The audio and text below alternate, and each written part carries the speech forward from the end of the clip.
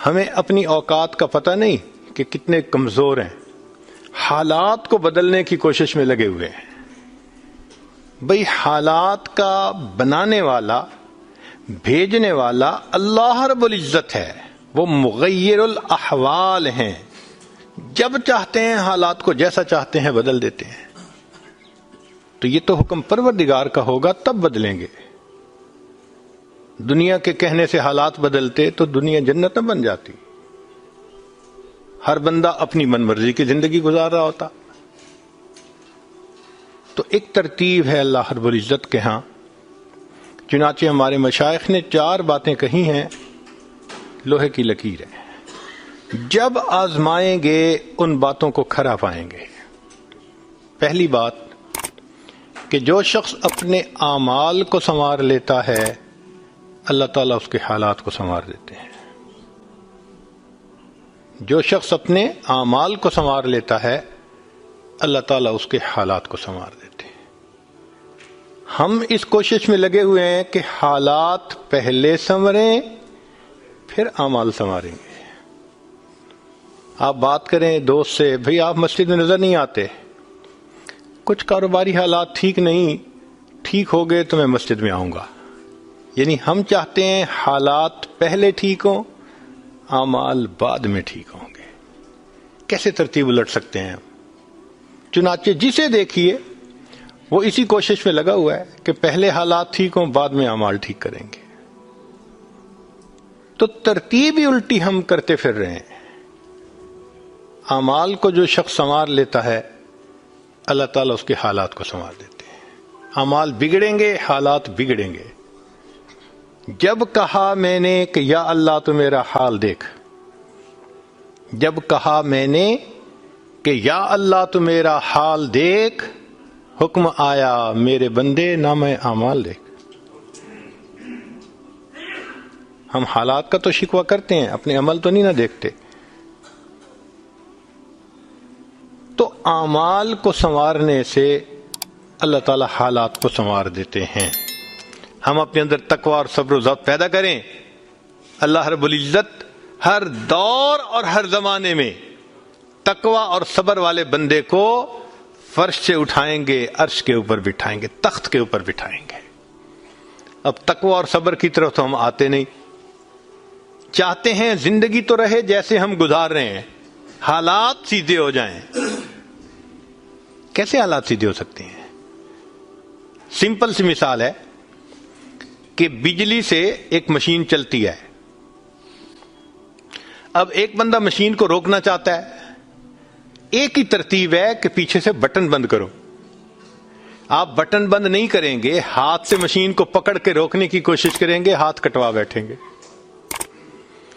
سارا دن زور آزمائی کریں گے، مشین کہاں رکے گی؟ تو عقل مند بندہ مشین کو پکڑ کے نہیں کھڑا ہوتا، وہ سوئچ کو بند کرتا ہے۔ حالات کا سوئچ اللہ رب العزت کے ہاتھ میں ہے۔ تو ادھر رجوع کرنے کی بجائے کہ اللہ حالات کو ٹھیک کر دیجئے، ہم حالات کی مشین کے ساتھ کشتی کر رہے ہیں۔ کون ہمیں عقل مند کہے؟ تو پہلی بات، جو شخص اپنے اعمال کو ٹھیک کر لیتا ہے اللہ رب العزت اس کے حالات کو ٹھیک کر دیتے ہیں۔ دوسری بات، جو شخص اپنی آخرت کو سنوار لیتا ہے اللہ تعالیٰ اس کی دنیا کو سنوار دیتے ہیں۔ ہم پھر الٹے چاہتے ہیں کہ پہلے دنیا سنورے پھر ہم آخرت سنواریں گے، یہاں پھر ہم غلطی کرتے ہیں، دن رات دنیا سنوارنے میں لگے ہوئے ہیں، پزل بنی ہوئی ہے، ایک حصہ جوڑتے ہیں تو دوسرا ٹوٹتا ہے، وہ توڑتے ہیں تو پہلا ٹوٹتا ہے، ہر بندہ لگا ہوا ہے اسی کوشش میں۔ تو اللہ رب العزت کے ہاں ترتیب یہ ہے۔ اس کی مثال اگر دیکھنی ہو، صحابہ رضی اللہ عنہ کی مبارک زندگیوں کو دیکھیے، انہوں نے اپنی آخرت کو سنوارا، اللہ نے اس کے نتیجے میں ان کی دنیا کو سنوار دیا۔ بات کیا تھی کہ نہ کیسر و کسریٰ سے دبے، چند وہ لوگ کے اونٹوں کے چرانے والے، اور جن کو کافور پہ ہوتا تھا نمک کا دھوکا بن گئے دنیا کی تقدیر بدلنے والے. انہوں نے اپنی آخرت کو سنوارا, اللہ نے دنیا سنواری. کیسے؟ اطمینان. اتنا اطمینان کہ یمن سے جوان عورت چلتی ہے اور مدینہ طیبہ پہنچتی ہے اور پورے راستے میں کوئی اس کی طرف آنکھ اٹھا کر دیکھنے والا نہیں ہوتا. اللہ نے مال و دولت کے اتنے ڈھیر عطا کیے تھے. انس اللہ عنہ کہتے ہیں کہ میں لکڑی کاٹنے والے کلہاڑے سے سونے کی اینٹوں کو توڑا کرتا تھا. اب لکڑی کے کلہاڑے سے جو سونا ٹوٹے گا وہ تولوں میں اور گراموں میں تو نہیں نہ ہو سکتا. اللہ نے اتنی دولت ان کے قدموں میں ڈال دی تھی. بچہ پیدا ہوتا تھا, اس کا روزینہ متعین تھا. سیدنا عمر رضی اللہ عنہ نے ایک رات دیکھا ایک عورت چھوٹے سے بچے کو روٹی کا ٹکڑا کھلانے کی کوشش کر رہی ہے, بچہ رو رہا ہے. پوچھا کیوں کر رہی ہو؟ کہنے لگی کہ امیر المومنین نے قانون بنایا ہوا ہے کہ جب بچہ دودھ چھوڑے گا پھر ہم بیت المال سے روزینہ متعین کریں گے, تو میں کوشش کر رہی ہوں. عمر رضی اللہ عنہ آئے, بہت روئے. صحابہ کہتے ہیں کہ اس دن فجر کی نماز پڑھائی, قرات کے اندر اتنا گریا اور بکا تھا کہ ہمیں سمجھنا مشکل ہو رہا تھا, اتنا رو رہے تھے. ہم حیران تھے آج امیر المومنین کو کیا ہوا. نماز پڑھانے کے بعد ممبر پر بیٹھے, عمر کے اوپر اللہ رحم کرے اس نے کتنے بچوں کی جان لی ہوگی. مقصد یہ تھا کہ میں نے جو یہ قانون بنایا تو کتنی ماؤں نے معصوم بچوں کے دودھ چھڑوائے ہوں گے اور وہ دودھ سے محروم ہوں گے میری وجہ سے. پھر اعلان فرمایا کوئی ماں بچے کو دودھ جلدی مت چھڑوائے, جس دن بچہ پیدا ہوگا اسی دن بیت المال سے وظیفہ متعین کر دیا جائے گا. آج سے 1400 سال پہلے ہے. تو انہوں نے اپنی آخرت کو سنوارا, رب کریم نے اس کے بدلے ان کی دنیا کو سنوار دیا. قرآن مجید میں اللہ تعالیٰ فرماتے ہیں وَلَوْ أَنَّ أَهْلَ الْقُرَىٰ آمَنُوا وَاتَّقَوْا, اگر یہ بستی دیسوں والے ایمان لاتے, تقوی کو اختیار کرتے, لَفَتَحْنَا عَلَيْهِمْ بَرَكَاتٍ مِّنَ السَّمَاءِ, ہم ان کے لیے آسمان سے برکتوں کے دروازے کھول دیتے. تو ترتیب یہی ہے کہ جو آخرت کو سنوارتا ہے اس کوشش میں لگتا ہے, دنیا اس کا سایہ ہے. اللہ دنیا کو خود بخود سنوار دیتے ہیں, الگ سے محنت نہیں کرنی پڑتی. مثال کے طور پہ جو بندہ سچ بولتا ہے تجارت میں, اللہ تعالیٰ اس کی تجارت کو خود سنوار دیتے ہیں. قسم اٹھا کے یہ بات کہی جا سکتی ہے کہ سچ بولنے والا تاجر کبھی مفلس نہیں ہو سکتا.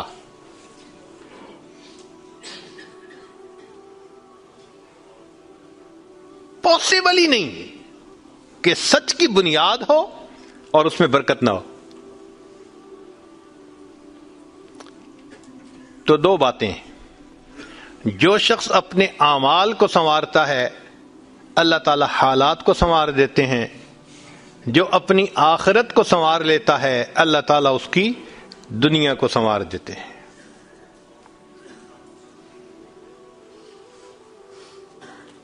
ہارون رشید اپنی کھڑکی میں سے نیچے دیکھ رہا ہے, مسجد کے دروازے پر امام ابو یوسف رحمۃ اللہ علیہ تشریف لا رہے ہیں اور ان کے پیچھے دو شاگرد ساتھ ساتھ جڑے ہوئے ہیں. دونوں چاہتے ہیں کہ میں جوتے اٹھاؤں, ہر ایک اس کوشش میں ہے. جب امام ابو یوسف رحمۃ اللہ نے جوتے اتارے تو ان میں سے ایک بچے کا ہاتھ ایک جوتے پہ پڑا, دوسرے کا ہاتھ دوسرے جوتے پہ پڑا. دونوں نے ایک ایک جوتا اٹھا لیا. پھر انہوں نے فوراً آپس میں یہ طے کر لیا کہ ایک نے کپڑا بچھایا, رومال, ایک نے بھی جوتا ڈالا, دوسرے نے بھی اس میں ڈال دیا. ایک نے ایک طرف سے پکڑ لیا, دوسرے نے دوسری طرف سے, کہ دونوں کو جوتے اٹھانے کا اجر مل جائے. حضرت آگے جا رہے ہیں اور پیچھے دو طالب علم اس طرح جوتے لے کے جا رہے ہیں کہ رومال کے اندر جوتے ہیں, ایک نے بھی پکڑا ہوا ہے دوسرے میں بھی پکڑا ہوا ہے. ہارون رشید نے دیکھا تو ٹھنڈی سانس لی. بیوی نے پوچھا ہارون رشید کیا ہوا؟ کہنے لگا یوں تو دنیا ہمیں بادشاہ کہتی ہے، ہمارے جوتے اٹھانے کے لیے بھلا کون جھگڑتا ہے؟ یوں تو دنیا ہمیں بادشاہ کہتی ہے، ہمارے جوتے اٹھانے کے لیے بھلا کون جھگڑتا ہے۔ جو آخرت سنوارتا ہے اللہ ایسے دنیا سنوارتے ہیں کہ دنیا جوتے اٹھانے کے لیے جھگڑتی ہے آپس میں۔ تو فرمایا کہ جو اپنی آخرت کو سنوار لیتا ہے اللہ تعالیٰ اس کی دنیا کو سنوار دیتے ہیں۔ چنانچہ ایک سیاح ہندوستان آیا گھومنے پھرنے کے لیے، اجمیر شریف بھی گیا، وہاں اس نے حضرت خواجہ معین الدین چشتی اجمیری رحمۃ اللہ علیہ کے مزار پہ دیکھا مسلمان بھی آ رہے ہیں اور ہندو بھی آ رہے ہیں اور سکھ بھی آ رہے ہیں۔ اللہ کی شان، اللہ رجوع دے دیتا ہے نا، سبھی آ رہے ہیں دعائیں مانگ رہے ہیں۔ تو وہ بڑا حیران کہ ہر کمیونٹی کے لوگ آ رہے ہیں، ہر مذہب کے لوگ آ رہے ہیں۔ تو جب واپس گیا تو بیوی نے پوچھا کہ بتائیں آپ نے کون سی انوکھی چیز وہاں دیکھی؟ تو اس نے کہا ہاں میں نے ایک چیز انوکھی دیکھی کہ ایک شخص قبر میں لیٹا ہوا تھا مگر لوگوں کے دلوں پر حکومت کر رہا تھا۔ ایک شخص قبر میں لیٹا ہوا تھا مگر لوگوں کے دلوں پہ حکومت کر رہا تھا۔ اللہ تعالیٰ یوں دنیا سنوارتے ہیں۔ تو دو باتیں، جو شخص اپنی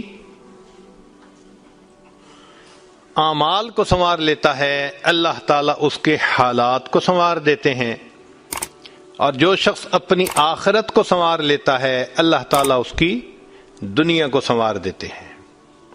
تیسری بات کہ جو شخص اللہ رب العزت سے اپنے تعلق کو سنوار لیتا ہے اللہ مخلوق سے اسے تعلق کو سنوار دیتے ہیں۔ آج ہم چاہتے ہیں چچا راضی ہو جائے، پھپھو راضی ہو جائے، بہن راضی ہو جائے، اور عجیب بات ہے یہ رشتہ داریوں کے معاملے ہیں ہی ایسے، کھاؤں کدھر کی چوٹ بچاؤں کدھر کی چوٹ، سمجھ نہیں لگتی کہ سب کو کیسے راضی کیا جائے۔ انسان حیران ہوتا ہے، اور جی ہم تو سب کے ساتھ اچھا کرتے ہیں مگر پتہ نہیں رشتہ دار ہم سے راضی نہیں ہوتے۔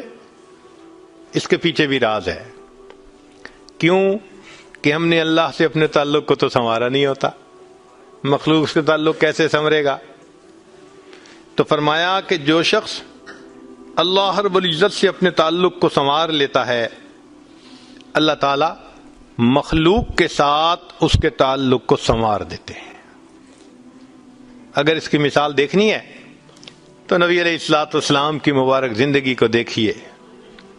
ایک وہ وقت بھی تھا کہ جب اپنے رشتہ دار نبی علیہ الصلوۃ والسلام کو تکلیف پہنچاتے تھے، آپ بازار میں آگے آگے دعوت کا کام کرتے تھے اور پیچھے آپ کا چچا ابو لہب لوگوں کو کہتا تھا کہ یہ شخص غلط بیانی کر رہا ہے، تم اس کی بات مت ماننا، اپنے مخالفت کرتے تھے۔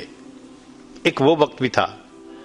پھر ایک وہ وقت آیا کہ جب اپنوں نے مکہ مکرمہ میں جینا تنگ کر دیا، اور نبی علیہ الصلوۃ والسلام نے بیت اللہ کو دیکھ کر کہا بیت اللہ میں تجھے کبھی نہ چھوڑتا مگر مکہ کے رہنے والے مجھے یہاں بسنے نہیں دیتے۔ مبارک آنکھوں میں آنسو تھے اور اللہ کے حبیب جدا ہو رہے تھے۔ پھر کیا ہوا؟ 10 سال کے ہی عرصے میں حالات نے وہ پلٹا کھایا کہ جب آپ آ کر فاتح مکہ بن کر بیٹھے تو وہی قریش تھے جو قدموں میں آ کر پڑ گئے اور انہوں نے آپ کی غلامی اختیار کر لی۔ ہندا نے کہا جتنے خیمے دنیا میں تھے سب سے زیادہ آپ کے خیمے سے مجھے نفرت ہوا کرتی تھی، آج جتنے خیمے ہیں سب سے زیادہ محبت مجھے آپ کے خیمے سے ہے۔ اللہ اکبر کبیرہ۔ تو جو شخص اللہ سے اپنے تعلق کو سنوار لیتا ہے اللہ مخلوق سے اس کے تعلق کو سنوار دیتے ہیں۔ فضیل بن عیاض رحمۃ اللہ علیہ فرماتے ہیں مجھ سے جب بھی اللہ تعالیٰ کی نافرمانی ہوئی، مجھ سے جب بھی اللہ تعالیٰ کی نافرمانی ہوئی میں نے اس نافرمانی کا اثر اپنے ماتحتوں کے اندر دیکھا۔ یہ ریفلیکشن ہوتی ہے، ہم اللہ کی نافرمانی کرتے ہیں، اللہ مزہ چکھا دیتے ہیں کہ اپنے جو ماتحت ہوتے ہیں ان کو نافرمان بنا دیتے ہیں. اچھا بھائی تم ذرا اس کو ایکسپیرینس کرو ذرا. وہ جی کیا کریں، بیوی سنتی ہی نہیں ہے، حضرت بس اولاد افلاطون بن گئی ہے، حضرت بچے نے ذلیل کر دیا ہے. کیوں شکوے ہوتے ہیں ہمیں کہ ہمارے ماتحت ہماری نہیں مانتے، جبکہ ہم اپنے آقا کی نہیں مان رہے ہوتے. فرماتے ہیں کہ جب بھی مجھ سے اللہ تعالیٰ کی نافرمانی ہوئی، میں نے آزما کے دیکھا، یا تو بیوی نے میری نافرمانی کی، یا میری اولاد نے میری نافرمانی کی، یا میرے نوکروں نے، غلاموں نے، انہوں نے میری نافرمانی کی، یا کم از کم میری سواری کے جانور نے میری نافرمانی کی. یہ ہے عدل کا بدلہ. اپنے آقا کی نافرمانی کریں گے، اللہ تعالیٰ ماتحتوں کو نافرمان بنا کر دکھائیں گے. اس لیے اولاد کے شکوے کرنے کی ضرورت نہیں ہے، بیوی کے شکوے کرنے کی ضرورت نہیں ہے. سمپل سی بات ہے، اللہ رب العزت سے اپنے تعلق کو سنوار لیجئے، اللہ تعالیٰ مخلوق سے ہمارے تعلق کو سنوار دیں، سب کے دلوں میں محبت ڈال دیں گے. سیدنا امیر معاویہ رضی اللہ عنہ نے خط لکھا ام المومنین سیدہ عائشہ صدیقہ رضی اللہ تعالی عنہا کو کہ ام المومنین آپ امت کی ماں ہیں، آپ مجھے کوئی نصیحت فرمائیے. اور واقعی ام المومنین نے نصیحت کرنے کا حق ادا کر دیا. وہ نصیحت پڑھ کے پتہ چلتا ہے کہ انہوں نے نبی علیہ الصلوۃ والسلام کی صحبت یافتہ ہونے کا ثبوت پیش کر دیا. ام المومنین نے مختصر جواب لکھا، فرمایا دیکھیں اگر آپ مخلوق کو خوش کریں گے، اللہ کو ناراض کریں گے، اللہ ساری مخلوق کے دل میں تمہاری نفرت ڈال دیں گے. یہ اندر سے تم سے نفرت کرتے پھریں گے. اور اگر تم اللہ کو راضی کرو گے، گو کہ مخلوق ناراض ہو رہی ہے، اللہ تعالیٰ اسی مخلوق کے دل میں تمہاری محبت ڈال دیں گے، یہ سب تمہارے دوست بن جائیں گے. تو اصل تو اللہ کو راضی کرنا ہے. تو فرمایا کہ تم اللہ سے اپنے تعلق کو سنوار لو، اللہ تعالیٰ مخلوق سے تمہارے تعلق کو سنوار دیں گے. تو اولاد کو نیک بنانے کا سب سے آسان طریقہ خود نیک بن جائیے. جو خود نیک بنتا ہے اور اللہ کے حکم کو توڑنے سے باز آ جاتا ہے، اللہ تعالیٰ اولاد کو مطیع اور فرمانبردار بنا دیتے ہیں.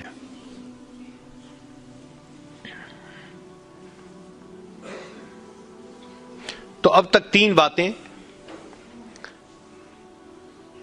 جو شخص اپنے اعمال کو سنوار لیتا ہے، اللہ تعالیٰ اس کے حالات کو سنوار دیتے ہیں. جو اپنی آخرت کو سنوار لیتا ہے، اللہ اس کی دنیا کو سنوار دیتے ہیں. جو شخص اللہ رب العزت سے اپنے تعلق کو سنوار لیتا ہے، اللہ مخلوق سے تعلق کو سنوار دیتے ہیں.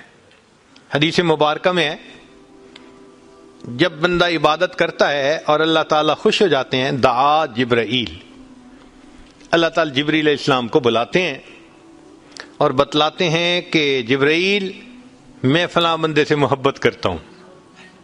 تو جبرائیل علیہ السلام آسمانوں پر اعلان کرتے ہیں کہ آسمان کے فرشتوں، اللہ تعالیٰ فلاں بندے سے محبت کرتے ہیں. یہ اعلان سن کر سارے فرشتے اس بندے سے محبت کرنے لگ جاتے ہیں. پھر جبریل علیہ السلام زمین پر آتے ہیں اور زمین پر آ کر پھر اعلان کرتے ہیں کہ لوگوں فلاں شخص سے اللہ تعالیٰ محبت کرتے ہیں. ثم یودع له القبول فی الارض، پھر اللہ اس شخص کے لیے زمین میں قبولیت رکھ دیتے ہیں. پرائے اپنے بن جاتے ہیں، دشمن دوست بن جاتے ہیں، مخالفین کے دلوں میں بھی اللہ ان کی محبت اور عظمت ڈال دیتے ہیں. تو مخلوق سے تعلق سنوارنے کا یہ ہے سب سے بہترین طریقہ. کس کے پیچھے بھاگیں گے، کس کی منت سماجت کریں گے؟ بہتر نہیں کہ ہم ایک ہی کو منا لیں. جس نے اللہ کو منا لیا اللہ تعالیٰ مخلوق کے ساتھ اس کے تعلق کو سارا ٹھیک فرما دیں گے۔ چوتھی بات کہ جو شخص دن کے اعمال کو سنوار لیتا ہے، اللہ تعالیٰ اس کے رات کے اعمال کو سنوار دیتے ہیں۔